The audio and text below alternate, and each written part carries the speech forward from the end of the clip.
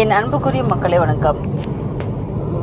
12 ராசிகளில் மனிதர்கள் நீங்கள் எந்த ராசி எந்த லக்னமாக இருந்தால் முருகப்பெருமானினுடைய சிறப்புகள், முருகப்பெருமானுடைய அருளை பெற முடியும் என்பதை பார்க்கலாம்.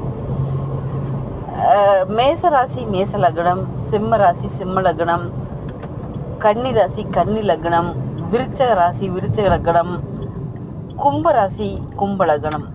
இந்த ராசி லக்னக்காரர்களுக்கு மகர ராசி மகர லக்னமுமே முருகனுடைய அனுகிரகம், முருகனுடைய அருள் ஆசி கண்டிப்பாக இருக்கும். இந்த முருகன் என்றாலே நவ கிரகங்களை தன்னுள் அடக்கி கொண்ட ஒரு தெய்வம் தான் முருகன். இந்த முருகன் இருக்கிறதுனால தான் நம்ம தமிழ் என்ற ஒரு படிப்பணியே நம்மளுக்கு தெரிய வந்திருக்குது அப்படிங்கிறதையும் நிஜம்.